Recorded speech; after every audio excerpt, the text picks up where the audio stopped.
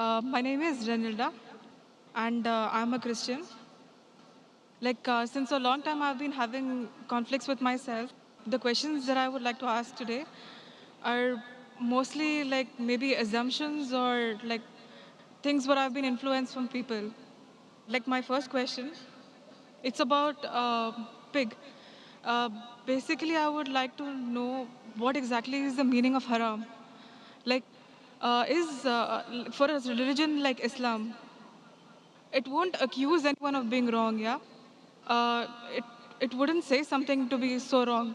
Why is pig haram? Because I had attended a Christian convention, and over there it was told, like there was this priest who was saying that why is pork haram in Islam? He gave an example, saying that like the same rubbish, it was used as manure for the plants. The plants, like supposing it was a mango tree, the mango grew, the roots had absorbed the same nutrients, the same rubbish, it grew into mango, and we consume it. So how is it different from consuming it in pork and the mango? Sister asked a question that what is the meaning of haram and why is pork haram in Islam? And she gave the example of the priest, a Christian priest who said that manure, which is dirt and filth, is used by the tree grows, and then mango comes and we eat mango. Trying to say that even if you eat the filth of the pork, it may be good for someone else, may not be good for others. That's what it means to say. So in Islam it's haram, but Christianity it's allowed. Sister, first I'll tell you the meaning of haram means prohibited, means forbidden. Haram in Islam means prohibited, it means forbidden. I will answer your question of the priest first, and then I'll come to the real reason why pork is haram. The priest gave the example that manure is supposed to be dirt and filth, is healthy for the tree, and when the tree grows, it gives mango and we eat the mango. Trying to say that maybe it's haram for Muslims, but good for Christians. If you compare the manure, which is filth for the human beings, it may be good for the plants, because plants and human beings are two different beings. They aren't the same. They are different. But in Islam and Christianity, the human beings are the same. We may follow different religions, but what is good for one human being as a general thing is good for the other human being, unless he has certain problems.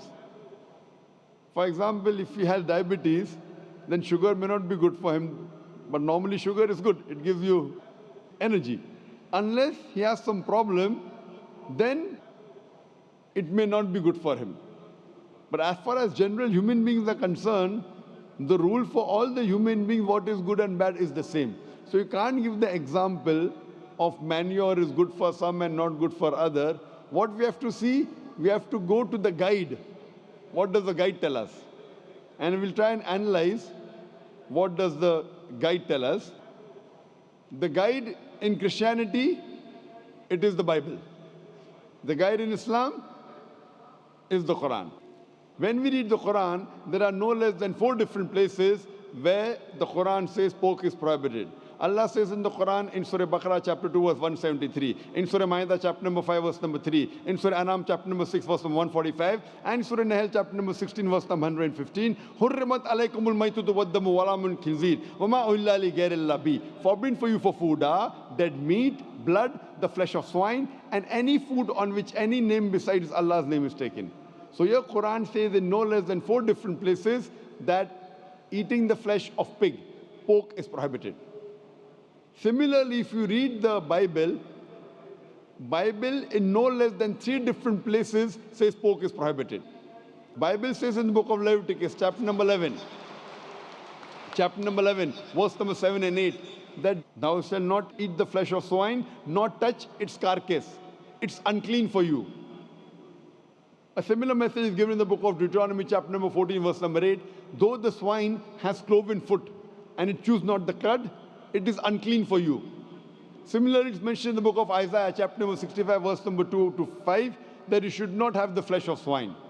So Bible says in no less than 3 different places that you should not have the flesh of swine. And Jesus Christ, peace be upon him, said in the Gospel of Matthew, chapter number 5, verse number 17 to 20, that think not that I have come to destroy the law of the prophets. I have come not to destroy but to fulfill. For anyone who breaks one of the least commandments shall be called least in the kingdom of heaven.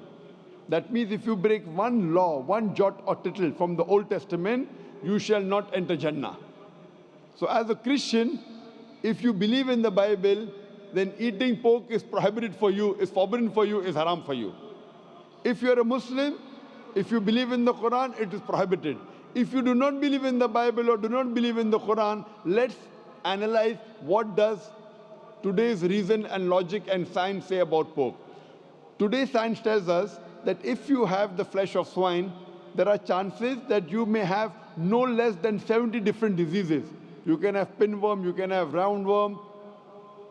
The most dangerous amongst all these diseases, it is tapeworm. It's called as Taenia solium. And it harbors in the intestine and is very long. Even if you cook the food very well, the eggs, the ova of Taenia solium does not die. And from the intestine, via the bloodstream, it can go to almost all the organs of your body. It can enter the eye and cause blindness. It can enter the heart and cause heart attack. It can enter the brain and cause brain damage. And by the time you realize you're suffering from the disease, it's an irreversible damage done. Furthermore, today science tells us that when you eat pork, it is more of fat-building material rather than muscle-building material. That's the reason most of the people who are regular pig eaters, they have got tires, they have got flaps. Today science tells us that by eating pork, there are high chances of having atherosclerosis. Today science tells us that if you eat pig regularly, you may have hypertension.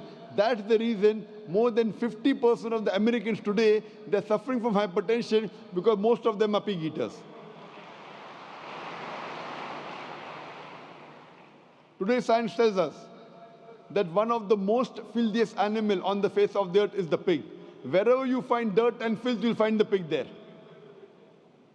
Today science also tells us that pig is one of the most shameless animal on the face of the earth. Pig today is one of the most shameless animal on the face of the earth. It enjoys seeing its spouse, seeing its mate have sex with his friend. In the Western countries, we have dance parties. After dance parties, we are swapping of wives. You sleep with my wife, I sleep with your wife. Do you think it's modest? And there is a scientific thing that you eat pig and you behave like pig.